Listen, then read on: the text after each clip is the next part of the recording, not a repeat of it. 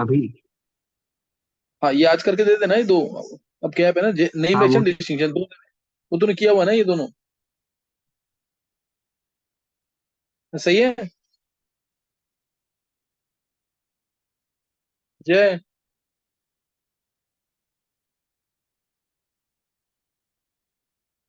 जय समझ आ गया कि नहीं?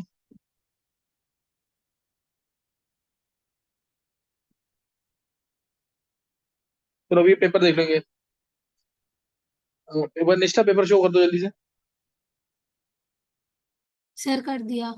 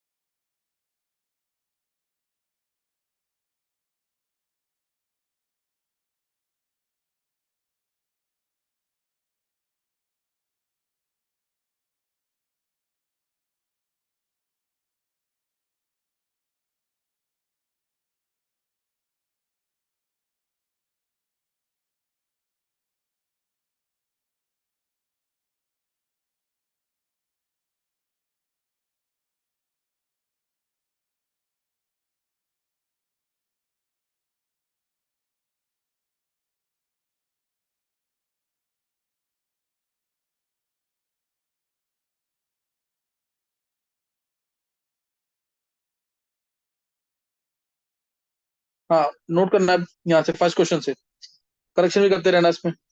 पहला क्वेश्चन है 120 ग्राम, मैं हिंट देता रहूंगा, सही ना? 120 ग्राम है ये, 120 gram of an organic compound that contains only carbon and hydrogen gives 330 gram of CO2 and 270 gram of water on complete combustion, the percentage of carbon and hydrogen. बहुत ही कॉमन क्वेश्चन है 11th class का, सही है मूल concept से।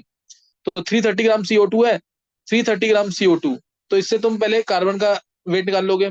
44 ग्राम CO2 के अंदर, मैं हिंट दूंगा सिर्फ क्वेश्चन के, 44 ग्राम CO2 के अंदर 12 ग्राम कार्बन है। 330 ग्राम CO2 में कितना कार्बन होगा? आसानी से निकल जाएगा, 12/44 × 330। तो ये आसानी से कैंसिल हो रहा है, 11/3 30 यानी 11/4 यहाँ से आ जाएगा। तो यहाँ से आ गया कार्बन कि 330 ग्राम में कितना कार्बन होगा, और divided by 90 divide by 120, organic compound का जो वेट है उससे डिवाइड कर देंगे इंटू 100, तो कार्बन की परसेंटेज आ गई। शायद डायरेक्ट ही आ गया आंसर, 3/4, 75% आ गया ना इसमें कार्बन। और बचा हुआ परसेंटेज किसका होगा? हाइड्रोजन का। तो आंसर फोर्थ है ना इसका। एक बार चेक करते रहना answer. Second question, the energy of 1 mole of photons of radiation of wavelength 300 nanometre is. Direct question है बिल्कुल। E equal to N H C by lambda. N H में होता है, एन की वैल्यू पुट करना है 6.023 into 10⁻23, H 6.6 into 10⁻34 joule second, C 3 into 10⁸, और lambda देखा 300 नैनोमीटर है, ये मिलीमीटर नहीं है, ध्यान रखना चीज का, नैनोमीटर है ये। तो ये कितना आ जाएगा? 300 मिलीमीटर दे रखा ना, मिलीमीटर से किया आंसर ये। ध्रुव, नैनोमीटर से कर रहा है वो, मैंने ध्यान नहीं दिया, मिलीमीटर लिखा हुआ था। हाँ उससे आंसर, आंसर किससे आ रहा है ये? नैनोमीटर से आया था मेरा तो। अच्छा फिर वो अचानक से भी ध्यान चला गया, नहीं तो फिर मेरे को भी नैनोमीटर में ही था दिमाग में, नैनोमीटर ये नैनोमीटर से करना है एक बार। ध्रुव, यस सर। पर तू ये नोट करता रह एक बार, जैसे पहले क्वेश्चन में करेक्शन ग्राम नहीं लिखा था, मैं ताकि नेक्स्ट ईयर ना ये करेक्शन ना आए। यहाँ ग्राम नहीं लिखा था, सेकंड क्वेश्चन में 300 नैनोमीटर, समझ गया कि नहीं है? लिख लेता हूँ सर मैं। हाँ भाई लिख लियो, मेरे को बस मेरे को व्हाट्सअप कर दियो यही करेक्शन। मैं डायरेक्ट आगे वो जो टाइपिस्ट है उनको फॉरवर्ड कर दूंगा, वो कर देंगे करेक्शन, सही है? Okay sir. अच्छा अब नेक्स्ट क्वेश्चन है, द करेक्ट, इसका आंसर निकाल लिया होगा। आंसर कितना आया? सी आया ना इसका, सी आंसर आ जाएगा इसका। द करेक्ट ऑर्डर ऑफ, ये बॉन्ड ऑर्डर आएगा, बाउंड लिखा ना, बॉन्ड ऑर्डर होगा, ये तो अंडरस्टूड है, कर लिया होगा तुमने। C22 - टोटल इलेक्ट्रॉन 14 है तो bond order 3, N22 - total electron 16 है तो bond order 2, O22 - total electron 18 है तो बॉन्ड ऑर्डर 1। कर लेंगे इससे। इससे आंसर तुम्हें दिख रहा होगा, आंसर आ जाएगा इसमें C22 - यही होगा आंसर इसका, बी। एट टू, ये 25 डिग्री सेल्सियस है, फोर्थ में भी करेक्शन थोड़ी सी, 25 डिग्री सेल्सियस आएगा, 25 डिग्री सेल्सियस आएगा। एंड 1 atmospheric pressure, the enthalpy of the combustion are as given below. Enthalpy of combustion दे रखा है किलो जूल पर मोल में H2 का, यानी H2 प्लस हाफ O2, ये H2O का फॉर्मेशन भी हो गया, ये H2O का फॉर्मेशन भी हो गया। ये कितना है, -286, -286। और फिर graphite carbon C plus O2, CO2 -394, ये CO2 का फॉर्मेशन भी हो गया। और C2H6 का combustion, C2H6 plus O2 gas 2CO2 plus 3H2O, तो यानी 4 और 3 7 ऑक्सीजन है, तो 7/2 आ जाएगा, 7/2। और निकालना है enthalpy of formation of ethane, तो डायरेक्ट फॉर्मूला लगाना है इसमें, डेल्टा एच का formula direct, summation of heat of formation of products में आएगा 2CO2 plus 3H2O minus summation of heat of formation of reactants, reactant में आएगा C2H6। एलिमेंट्स का हीट ऑफ फॉर्मेशन लेते हैं 0, तो यानी 2 से CO2 का फॉर्मेशन, 2 से -286, 3 से माइनस नहीं 2 से आएगा, सॉरी 2 से आएगा -394, और 3 से मल्टीप्लाई करना -286 को, और minus heat of formation of ethane, और this is equal to -1560। Solve करना, आंसर आ जाएगा इससे, कितना है, -86 आया ना सी, यस सर। इससे सी आंसर आ जाएगा। चेक करना, इजी क्वेश्चन है, बिल्कुल डायरेक्ट क्वेश्चन है, कोई बिल्कुल भी टफ नहीं है, बोर्ड लेवल के क्वेश्चन है बिल्कुल। ये अभी तक क्वेश्चन अच्छा होगा तो नोट करना, उसको स्टार मार्क करना, ताकि रिवीजन में उनको कर सको। फिफ्थ क्वेश्चन, फिफ्थ क्वेश्चन देखेंगे। For a first order reaction the time required for completion of 90% reaction is x times the half life of the reaction. 90% completion के लिए फर्स्ट ऑर्डर रिएक्शन है, T 90% अपॉन में T half, T 90% मतलब 2.303/K log of 90% complete हो गया, बचा कितना 10, log of 100/10 लिखना। और T हाफ के लिए यानी 50% रिएक्शन हो चुकी है, 50% बचा हुआ है, by K log of 100 upon में 50 आ जाएगा सीधा। तो ये तो डायरेक्ट ही आंसर कितना आ गया, 10 लॉग 10 होता है 1, 1 अपॉन में लॉग 2, 1 अपॉन लॉग 2, 1 बाय कितना आ गया 0.3 मान लिया, 10/3 3.3 के आसपास कुछ आंसर आना है। ये सी आंसर है ना इसका भी। Six question, yes sir. Metals, यही आंसर आ जाएगा इसका। Metals generally melt at very high temperature, among the following the metal with the highest melting point. अब ये जनरल जिसे पढ़ा हुआ ना वो आसानी से कर लेगा। जैसे मरकरी, तुम्हें पता है it is liquid at room temperature, mercury is liquid at room temperature, यानी ये मेल्ट तो ये माइनस के टेम्परेचर में मेल्ट करता है लगभग, ये माइनस के टेम्परेचर में मेल्ट करता है, -39 डिग्री सेल्सियस है इसका मेल्टिंग पॉइंट। तो कुछ फिगर रहनी चाहिए दिमाग में ऐसे, सही ना, कुछ वैल्यू रहनी चाहिए दिमाग में ऐसे। सिल्वर, सिल्वर का बहुत ज्यादा होता है मेल्टिंग पॉइंट, सिल्वर का ज्यादा होता है, इसका आएगा लगभग 900 से 1000 के बीच में, सही ना, 900 से 1000 के बीच में आएगा इसका मेल्टिंग पॉइंट, और लेस देन 1000 डिग्री सेल्सियस आएगा बस, 900 से 1000 के बीच में। गैलियम, ये भी तुम्हें पता है कि ऑलमोस्ट लिक्विड रूम टेम्परेचर रहता है। गैलियम की स्पून यूज करते हैं, मैजिशियन बता रखा है मैंने, गैलियम के स्पून को डाला गर्म पानी में, स्पून गायब। गैलियम का भी 29 डिग्री सेल्सियस के आसपास मेल्टिंग पॉइंट है। और ऐसे ही सेम सीजियम का भी 28-29 के आसपास, 28.5 के आसपास होगा कुछ। तो ये कुछ वैल्यू दिमाग में रहनी चाहिए। सीजियम भी ऑलमोस्ट लिक्विड रहता है, ज्यादा गर्मी होगी तो सीजियम लिक्विड फॉर्म में होगा। सिल्वर तो मतलब बहुत ज्यादा है मेल्टिंग पॉइंट का, तो यही आएगा आंसर, सही ना। थोड़ा फिगर रहनी चाहिए दिमाग में, देखो याद करने वाले क्वेश्चन पूछते हैं, लेकिन इसको एक्जैक्टली याद करने वाला नहीं मानेंगे। 9th-10th में जो कुछ वैल्यूज चेक करते हुए आ रहा है, तो उसके लिए इजी क्वेश्चन है बहुत ही। नेक्स्ट करेंगे, निश्चित करना एक बार। 7th क्वेश्चन, ये तो डायरेक्ट क्वेश्चन है, बहुत ही इजी क्वेश्चन है ये, एक्सट्रैक्शन चैप्टर जिसने पढ़ा हुआ उसके लिए बहुत इजी क्वेश्चन है। ये कौन है, आयुष है क्लास में, आयुष नहीं है। देखो सर, टू, ये डायरेक्ट रिएक्शन है, इसमें मैंने, ये तो थर्माइट प्रोसेस है, तुम्हें पता होगा, ये थर्माइट प्रोसेस है, ये 9th में भी पढ़ते हैं, सही ना। और ये वाला है हॉल हेरोल्ड प्रोसेस, ये हॉल हेरोल्ड प्रोसेस है। और ये वाली रिएक्शन में कुछ यूज होती है कहाँ पे, एक्सट्रैक्शन ऑफ आयरन में, ये एक्सट्रैक्शन ऑफ आयरन में, आंसर नहीं है ये, एक्सट्रैक्शन ऑफ आयरन में। और ये एल्यूमिनो, ये है हमारा MacArthur Forrest process, MacArthur Forrest process, AU और एजी की प्रिपरेशन के लिए, एयू और एजी की प्रिपरेशन के लिए। मतलब एक क्वेश्चन नहीं है ये, 4 क्वेश्चन मानना है इसको। बोले था मैक आर्थर फॉरेस्ट प्रोसेस कौन सा है, बोले था थर्माइट प्रोसेस कौन सा, कहाँ यूज होगा, एक्सट्रैक्शन ऑफ आयरन में कौन सी रिएक्शन यूज होती है, तो ऐसे कोई भी क्वेश्चन आता है, एक क्वेश्चन नहीं 4 क्वेश्चन मानना है इसको। तो in industrial production of which of the following molecule hydrogen is obtained as a by product, ये भी बहुत सिंपल सा क्वेश्चन है, हाइड्रोजन चैप्टर का क्वेश्चन है। इसका आंसर ये है सेकंड बी। और 8th का आंसर है NaOH की प्रिपरेशन में, NaOH की प्रिपरेशन में यूज होता है, सही ना। Production of which of the following, NaOH की, सही ना, NaOH का जब प्रोडक्शन करते हैं तो ये प्रोड्यूस होता है। NaOH की प्रोडक्शन करेंगे तो ये प्रोड्यूस होगा NaCl से। NaCl से जब NaOH की प्रोडक्शन होगी तब ये प्रोड्यूस होगा। एक्वस NaCl लेते हैं, एक्वस NaCl है तो NaCl टूटेगा Na plus plus Cl negative में, और H2O टूटेगा पार्शियली, बहुत ही कम, H plus plus OH ions में, और ये कैथोड में मिलेगा H2 गैस, सही ना। ये H2 मिलेगा कैथोड पे, तो उधर यूज होता है NaOH की मैन्युफैक्चरिंग में। ये भी सबने किया होगा, इसमें भी कोई ज्यादा दिक्कत नहीं आनी चाहिए। नाइन्थ क्वेश्चन, फायर एक्सटिंग्विशर के अंदर, फायर एक्सटिंग्विशर 9 10 में पढ़ते आ रहे हैं। बेकिंग सोडा, बेकिंग सोडा जो है गर्म करने पर, गर्म करने पर रिलीज क्या करता है, CO2 gas, CO2 H2O plus CO2, और CO2 गैस होती है भारी, CO2 गैस भारी है तो आसपास की ऑक्सीजन को धक्का दे करके पुश करके अलग कर देगी, तो फायर एक्सटिंग्विश हो जाएगी। क्लियर है कि नहीं, ये पढ़ा हुआ सबने, ये सबने पढ़ा होगा। NH3 को गर्म करते हैं तो CO2 गैस रिलीज होती है, हैवी होने के कारण वो आसपास की ऑक्सीजन को हटा देगी, फायर एक्सटिंग्विश हो जाएगी। तो इसका आंसर बेकिंग सोडा इसका भी।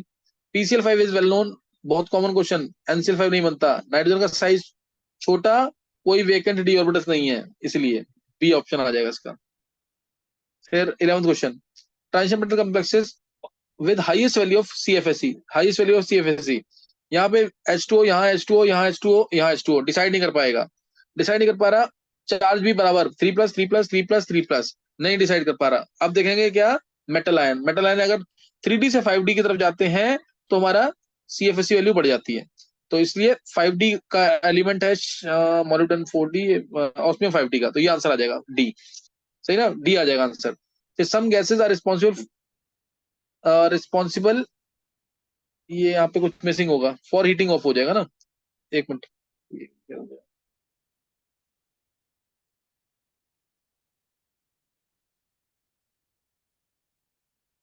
कौन सा क्वेश्चन है, some gases are responsible for heating of atmosphere green house effect, यहाँ पे कुछ मिसिंग है, फॉर हीटिंग ऑफ एटमॉस्फेयर होगा green house effect. Identify from the following the gaseous species which does not cause it, तो ये तुम्हें याद करना पड़ेगा, 10 के आसपास, बहुत माइन्यूट में भी गैसेज होती हैं, 10 के आसपास गैसेज हैं ग्रीन हाउस गैसेज में। तो CH4 मीथेन है, CO green house gas. Main gas तुम्हें पता ही है सबको, मेन मेन गैस कौन सी है, CO2 major gas, major contributor of greenhouse है ना effect is CO2 gas. CH4 भी है, O3 भी है, वाटर के वेपर्स भी होते हैं। N2 गैस जो एटमॉस्फेयर में प्रेजेंट है वो नहीं है, सही ना, N2 गैस नहीं है, N2 तो एटमॉस्फेयर में प्रेजेंट है 78% के आसपास, 78-79%, सही ना, ये नहीं है ग्रीन हाउस गैस। N2O है, N2O जो कि लाफिंग गैस है, ये ग्रीन हाउस गैस है, बट नॉट N2, ठीक है। फिर among the following carbocation that in decreasing order of stability manage करना है, ये तो पता है क्वेश्चन गलत आया था, उसमें आंसर कोई भी नहीं है इसके अंदर, मैं इसका डायरेक्ट आंसर बता रहा हूँ। इसके अंदर ऑक्टेट कंप्लीशन है तो बी सबसे ज्यादा स्टेबल। उसके बाद इसके अंदर 4 हाइपरकंजुगेशन, इसके अंदर भी 4 हाइपरकंजुगेशन, लेकिन इसमें, इसमें भी 4 हाइपरकंजुगेशन, लेकिन इस O का थोड़ा सा माइनस आई इफेक्ट, इस O का थोड़ा सा माइनस आई इफेक्ट, इसलिए लीस्ट स्टेबल होगा। आंसर आएगा BAC। मैंने कहा था ऐसे क्वेश्चन में जो आंसर लिखेगा उसको मार्क्स मिलेंगे, जो आंसर लिखेगा उसको मार्क्स मिलेंगे, ऐसे डायरेक्ट मार्क्स नहीं मिलेगा कोई भी। 13 होगा, नेक्स्ट करेंगे।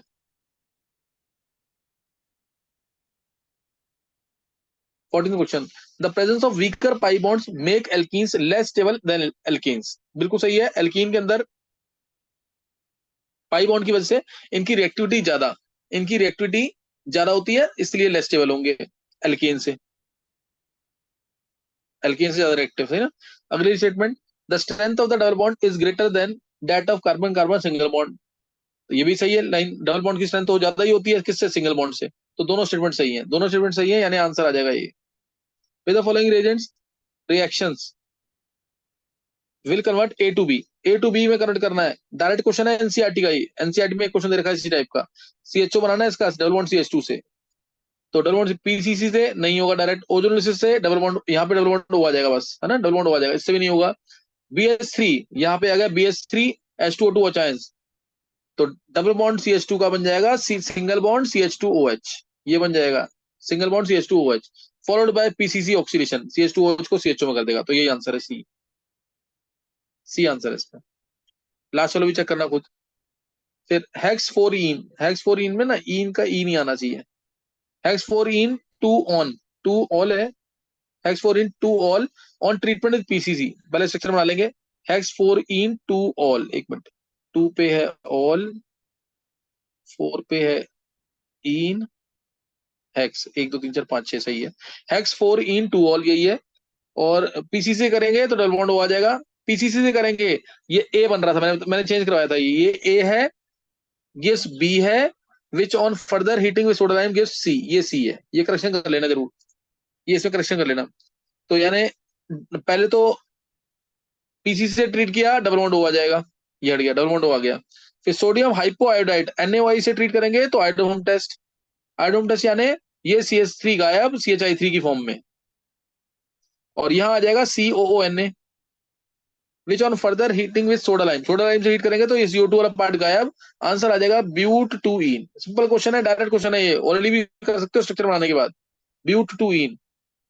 सी, the conversion of propanol to butylamine involves the sequential addition of reagents. Propanol से ब्यूटाइलअमीन, प्रोपिनॉल में कार्बन बढ़ाना है तो केसीएन जरूर डलेगा, डायरेक्ट ऑफ सीरीज का है एनसीईआरटी। प्रोपिनॉल में डालेंगे SOCl2 तो Cl आ जाएगा, केसीएन डालेंगे CN आ जाएगा, CH3NH2 से नहीं आएगा, CH3NH2 से केसीएन का डाला, ये रहा, SOCl2 डाला Cl आ गया, केसीएन डाला CN आ गया, H2NI से आ जाएगा H2, क्या चाहिए मेरे को, ब्यूटाइल आ जाएगा से H2NI, और ये अगर कुछ बचा हुआ है नहीं बन पा रहा तो इससे बन जाएगा आसानी से। तो यही आंसर होना चाहिए, दिख ही रहा है यही आंसर होगा, केसीएन इसमें डाला था, ए और सी में चेक करूंगा, केसीएन दिख रहा था मेरे को, तो आंसर ये आएगा इसका। Next 18 question, 18 question, which the following is not an example of condensation polymer. Condensation polymer में छोटे मॉलिक्यूल्स बाहर निकलते हैं।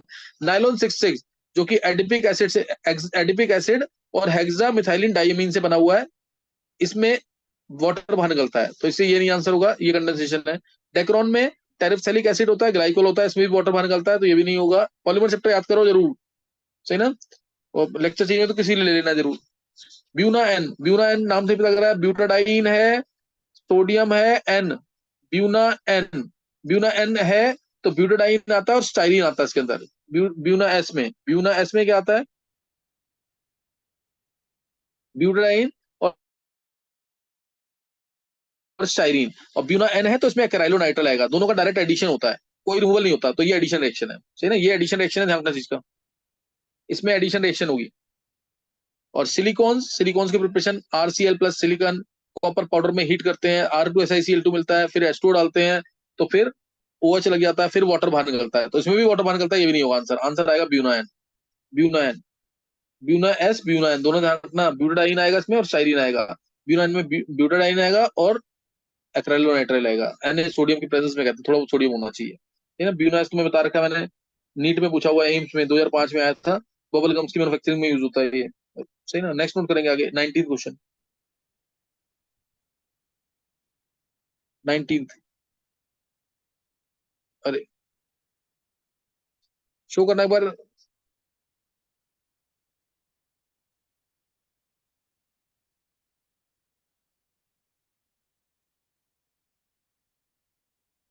19 क्वेश्चन, ये याद करना तुम्हें, केमिस्ट्री एवरीडे लाइफ का है, एडवांस के सिलेबस में डायरेक्ट याद करना है, स्ट्रक्चर्स करने पड़ेंगे तुम्हें, सक्सेस करने पड़ेंगे तुम्हें, सही ना। एक बार जरूर करके लिखना एडवांस के लिए जो कर रहा है प्रिपरेशन ढंग से। तो आंसर इसका सिमेट्रिडीन है, सिमेट्रिडीन का स्ट्रक्चर है, सिमेट्रिडीन, सही ना, रेनिटिडीन, सिमेट्रिडीन, ये सब है, सही ना, एंटासिड्स कहते हैं इनको। Next, in the flame test of a mixture of salt, ये सॉल्ट एनालिसिस से है, green flame with blue centre, direct देखोगे नोट्स में डायरेक्ट मिल जाएगा तुम्हें, यही कॉपर +2 के लिए। और SR2, ये कलर मैंने लिखवा रखे तुम्हें, lithium, sodium, potassium, rubidium, caesium, क्या आएगा इसमें, CYPVB, याद आया कुछ कि नहीं, डायरेक्ट याद कराया था, CYPVB। और beryllium, magnesium do not impart colour to the flame, calcium, strontium, barium, radium, इसमें RCGC, अब तुम देख लो, स्ट्रोंशियम है, स्ट्रोंशियम है तो कौन सा आएगा, crimson red, crimson red. Barium है तो एप्पल ग्रीन, ग्रीन है ना, एप्पल ग्रीन होता है, इसको एग्जैक्टली बोलते हैं। कैल्शियम है तो ब्रिक रेड, ये ब्रिक रेड है, सही ना, ब्रिक रेड, तो ये डायरेक्ट है। और ये कॉपर 2+ ये होता है सिर्फ, green flame with blue centre. अब आ गया इंटीजर टाइप, सही ना, इंटीजर टाइप। पहला क्वेश्चन, हिंट दूंगा इसमें भी, मैं पूरा नहीं बताऊंगा इसमें। A at 300 kelvin a sample of 3 gram of gas A occupy, ये निष्ठा इसको थोड़ा बड़ा करो, निष्ठा, हाँ सही है।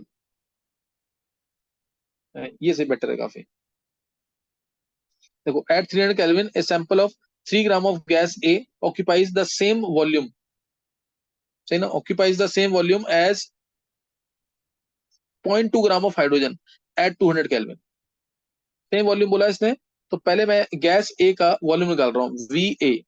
गैस ए का वॉल्यूम पीवी एनआरटी होता है, nRT by P, nRT by P, 3 by n n molar mass दे रखा क्या ए का, गैस ए ऑक्यूपाइज, एक मिनट, ए का मोलर मास पूछा ही हुआ है, मोलर मास ऑफ ए ये तो पूछा ही हुआ है, 3 बाय एम, फिर एन आर टी, टेम्परेचर इसका 3, पहले है 300 kelvin, 300 N R T by P, pressure इसका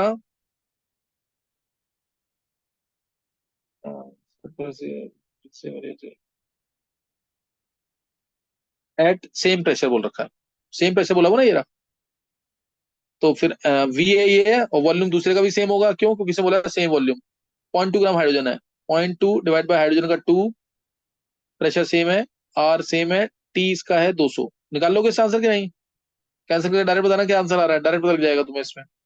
पी से पी कैंसिल, ये कैंसिल हो गया, आर से आर कैंसिल हो गया, क्या आंसर आ रहा है, 45 0.1, कितना आ रहा है ये, 45। 45, 45, हाँ 45 आ रहा है, देखो जो करो, सिंपल कैलकुलेशन हो जाएगी। नेक्स्ट, नेक्स्ट क्वेश्चन देखेंगे। एक A company dissolves X amount of CO2 at 298 Kelvin in 1 liter of water to prepare soda water, और X की वैल्यू दे रखी है 10⁻³ ग्राम, नियरेस्ट इंटीजर चाहिए, पार्शियल प्रेशर ऑफ CO2 दे रखा है 0.835, Henrys of constant for CO2 दे रखा है 1.67 किलो बार, और एटॉमिक मास तो जरूरत नहीं पड़ेगी इसमें, इजी पार्ट है। तो तुम्हें निकालना क्या इसमें, X की वैल्यू, X की वैल्यू निकालनी है ना, तो P A is equal to K A into x से, और CO2 डिजोल्व किया, P CO2 is equal to के CO2 इंटू एक्स CO2, ये फॉर्मूला लगाएंगे डायरेक्ट और आंसर आ जाएगा इससे एक्स की वैल्यू। पहले pressure of pressure at with gas this is dissolved is, partial pressure of CO2 देखा 0.835, 0.835, 0.835 के आगे यूनिट नहीं दे रखी क्या, ये किलो बार है ना, बार होगी यूनिट, इसके आगे बार लिख देना, एक करेक्शन आएगा, 0.85, 0.835 बार, और के हेनरीज लॉ कांस्टेंट 1.67 किलो बार है, 1.67 इंटू 10⁻³ इससे मोल फ्रैक्शन निकल जाएगा, एक्स CO2 निकल जाएगा, एक्स CO2 मिल गया, तो उसको लिखना एक्स CO2 आ जाएगा इससे, और तुम्हें पता है एक्स CO2 की वैल्यू बहुत कम आएगी, इससे number of moles of CO2, x CO2 mole fraction of CO2 जो है by number of moles of water, by number of water plus number of CO2 ले लेंगे, वो नेग्लिजिबल होगा, दिस इज इक्वल टू जो वैल्यू आई है उससे तुम number of moles of CO2 आएंगे, उसको मास बाय 44 कर देना, उससे मास बाय 44 कर देना, कर लोगे ना ये, क्या आंसर आया इसका,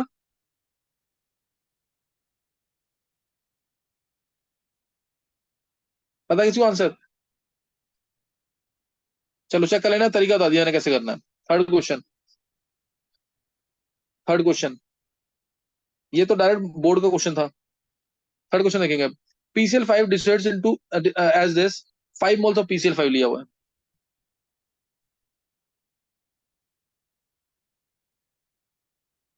5 मोल लिया हुआ PCl5, 5 moles of PCl5 are placed in 200 liter vessel which contains 2 moles of N2,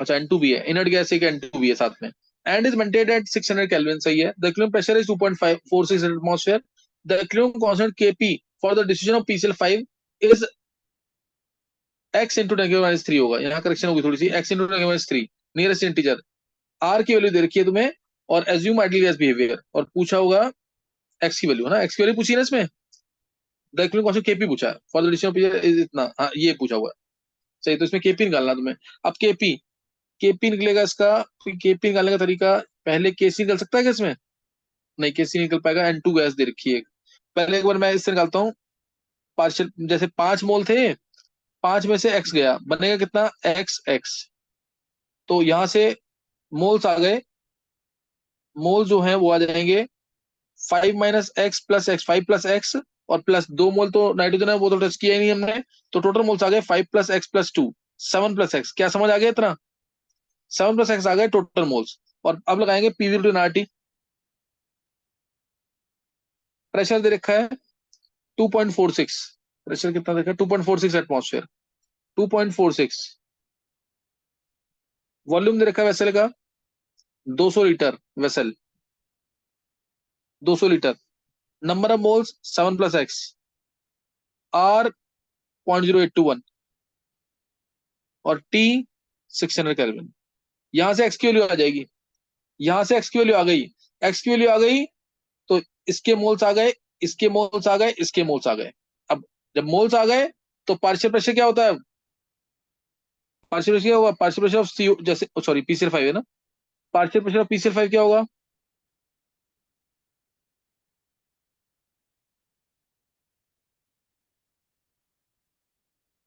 देखो पार्शियल प्रेशर ऑफ पीसीएल5 ये होगा mole fraction of PCl five, mole fraction of PCl five into total pressure. ध्यान रखना, मोल फ्रैक्शन जब लिखोगे ना तो इसके मोल्स 5 माइनस एक्स जो होंगे वो डिवाइडेड बाय टोटल मोल्स जो होंगे ना वो 7 प्लस एक्स होंगे, ये याद रखना। एक्स तुमने निकाल लिया इनटू टोटल प्रेशर 2.46, तीनों का प्रेशर निकालना, केपी निकल जाएगा। क्या समझ आ गए? थोड़ा लेंथी क्वेश्चन था ये, क्वेश्चन छोड़ने वाले होते हैं वहां पे, थोड़ा लेंथी क्वेश्चन है यहाँ पे, वहां पे छोड़ना होता है ये अटेम्प्ट, क्योंकि 10 में से 5 ही करने होते हैं ना। अभी तो मैं 10 करा रहा हूँ, लेकिन वैसे 10 में से 5 करने होते हैं। कर लोगे ना इससे, फिर केपी का फॉर्मूला लगा के आंसर आ जाएगा। फोर्थ क्वेश्चन नोट करते रहना और भेजना जरूर है तुम्हें ग्रुप पे। सॉल्व दोबारा नहीं कर रहे हो तो पेपर करने का कोई यूज नहीं है। Fourth question, the resistance of conductivity cell containing 0.01 molar KCL is इतना। ये क्या दे रखा है, रेजिस्टेंस, रेजिस्टेंस दे रखा है और 0.01 मोलर केसीएल है। If the conductivity of 0.01 molar KCL is इतना, कनेक्टिविटी दे रखी है 0.152 इंटू 10⁻³ सही ना, सीमेंस सेंटीमीटर कनेक्टिविटी ना, इनवर्स भी आएगा यहाँ पे, ये करेक्शन है यहाँ पे, centimetre inverse. Identify the cell constant, cell constant निकालना है तो ये तो डायरेक्ट क्वेश्चन है, K W C L by A. K तुम्हें दे रखा है 0.152 इंटू 10⁻³ सी होगा 1/1750, सी होता है ना 1/r, conductance 1/r। Cell constant निकालना है, डायरेक्ट निकल जाएगा, मल्टीप्लाई करना है दोनों को, दोनों को 1750 को इससे मल्टीप्लाई करना, आंसर आ जाएगा। Fifth question, when 200 ml of 0.2 molar acetic acid is shaken with, ये क्वेश्चन बहुत बार आ चुका है मेंस में, is shaken with 0.6 gram of wood charcoal, final concentration of acetic acid becomes इतना, mass of acetic acid absorbed per gram of carbon is। तो ये तो acetic acid था पहले 200 इंटू 0.2, बचा कितना 0.1, तो एब्जॉर्ब कितना हो गया 200 इंटू 0.1 माइनस 0.2, और ये आएगा हमारा बाय में 1000 करेंगे, बाय में 1000 करेंगे तो आ जाएंगे मोल्स, या इंटू 10⁻³ कर दो, ये आ गए मोल्स। और एसिटिक एसिड का हमें वेट निकालना है, तो एसिटिक एसिड का मास होता है 60, 60 आ जाएगा मास इसका। तो और ये आएगा हमारा 0.6 ग्राम चारकोल पे, ये आएगा 0.6 ग्राम चारकोल पे, हमें निकालना है पर ग्राम में, ग्राम की स्पेलिंग गलत है यहाँ पे, पर ग्राम में। तो बाई क्या कर देंगे 0.6, आंसर आ जाएगा इससे। निकाला है किसी ने? ये कॉमन क्वेश्चन है, बहुत बार आ चुका है। सही ना, पहले मोल्स निकाल लिया कितने एब्जॉर्ब हो गए हैं, मोल्स को मल्टीप्लाई कर दिया 60 से, तो मास आ गया, वो आया 0.6 ग्राम पे, 1 ग्राम में निकालना तो by 0.6। Six question, six question, ये हो गया ए, बेराइट, बेराइट होता है BaSO4, बेराइटा वाटर बोलेगा तो BaO ट्वाइस, बेराइटा वाटर बोलेगा तो BaO ट्वाइस। सल्फेट का हो रहा है ये, गैलिना PbS, एक्सट्रैक्शन चैप्टर से क्वेश्चन।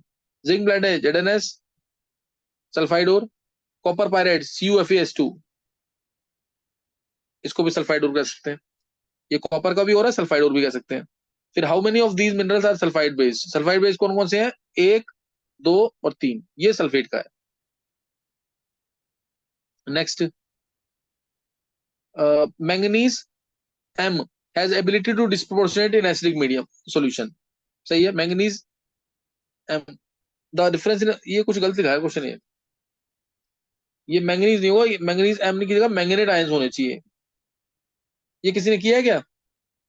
हाँ सर, मैंने ये क्वेश्चन पहले करा हुआ था सर तो ये मैं वाला नोट किया था, इसमें यही दिक्कत आ रही थी। इसमें सुनो मेरी बात, इसमें ना मैंगनीज यहाँ स्टेट लिखी होनी चाहिए, स्टेट सही, मैंगनीज इसको 6 कर देना, ये क्वेश्चन गलत है, मैंगनीज 6 आएगा, ऐसे बना होगा, ये M लिख दिया ना, ये करेक्शन इंपॉर्टेंट है बहुत।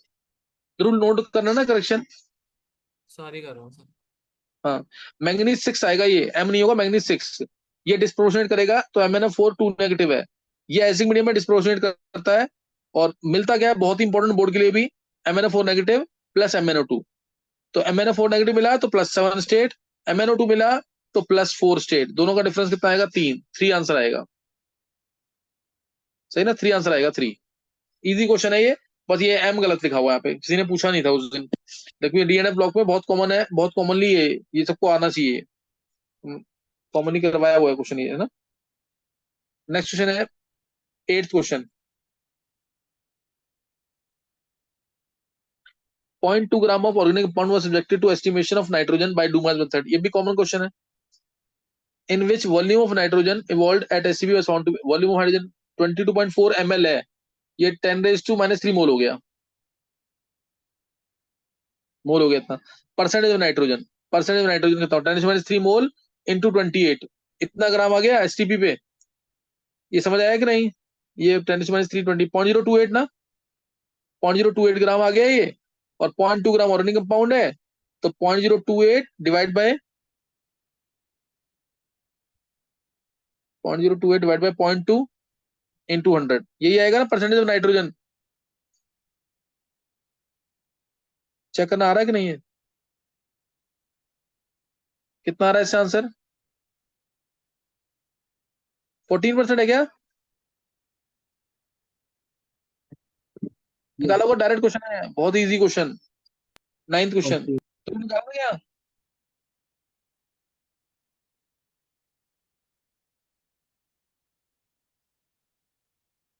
डायरेक्ट हो जाएगा ये। पहला question, consider the above reaction, number of pi electrons present in the P is, P अच्छा ये तो NaOH और H2 डाला है, NaOH H2 एक्वस NaOH डाला है, रिएक्शन डायरेक्ट है SN2। Cl अगर ऊपर था तो बैक साइड से अटैक करेगा, नीचे आ जाएगा OH, बस और कुछ नहीं होना इसमें, और कुछ नहीं होना, double bond as it is का रहेगा, एज इट इज रहेगा बस। ये Cl अगर वेज पे है तो अब डैश पे हो जाएगा, वेज पे है ऊपर है तो अब डैश पे हो जाएगा, बस और कुछ नहीं होना, OH। SN2 मैकेनिज्म है ये। तो ये तो पाई क्या पूछा इसे, नंबर पाई इलेक्ट्रॉन कितने हैं यहाँ पे, पाई इलेक्ट्रॉन कितने हैं, 2 है ना, 2 पाई इलेक्ट्रॉन्स, 2 आ जाएगा answer. In last question, in alanyl glycyl, alanine ALA, glycine GLY, leucyl LEU, leucyl alanyl ALA, valine VAL। Number of peptide bond, एक पेप्टाइड बॉन्ड यहाँ बनेगा CONH वाला, एक यहाँ बनेगा, एक यहाँ बनेगा, एक यहाँ, 4 आ जाएगा आंसर। क्या समझ